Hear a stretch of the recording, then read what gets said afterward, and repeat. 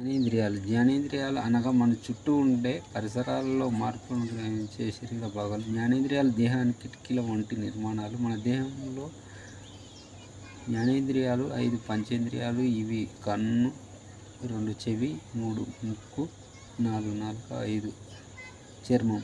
ఇవి గ్రాహక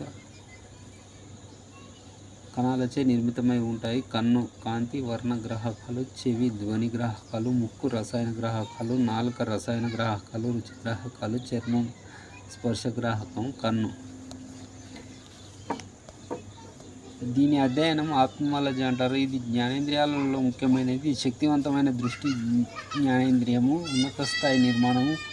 కన్ను binocular vision కలిగి ఉంటుంది, అనగా ఒక వస్తువును 2 కళ్ళతో ఒకేసారి చూడడం. కనుగుడ్డు కదల్చడానికి సహకరించే కండరాల సంఖ్య 6. ఇవి కపాల నాడులైనటువంటి 3, 4, 6 నాడుల నియంత్రణలో ఉంటాయి. కన్ను గోళాకారంలో ఉంటుంది. నేత్ర కర్తిలో అమడి ఉంటుంది. 2/3 వంతు లోపలికి ఉంటుంది, 1/2 వంతు వెలుపలికి ఉంటుంది. కన్నీటిని స్రవించే గ్రంథులు బ్యాక్టీరియల్ గ్రంథులు. కన్ను నిర్మాణం. కంటి నిర్మాణంలో 3 భాగాలు పొరలు ఉంటాయి. దృఢస్థరము, రక్తపటలం, నేత్రపటలం. నేత్రపటలంలో దండాలు, శంకు కణాలు ఉంటాయి. దృఢ స్థరము ఇది కంటిలోని మొదటి పొర. ఇది దృఢంగా తంతురూపంలో ఉంటుంది. దీనిలో సర్దుబాటు చేసుకోలేని కుంభాకార ఉంటాయి. శుక్లపటలం. దృఢస్థరము కంటి ముందు భాగంలో ఏర్పరిచిన నిర్మాణాలు. శుక్లపటలం కార్నియా అంటారు.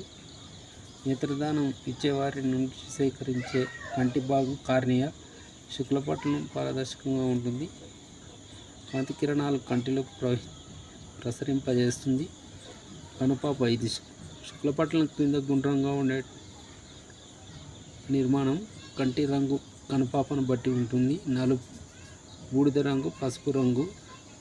తారక. కనుపాప మధ్యలో గుండ్రంగా ఉన్న చిన్న తారక ఉంటుంది.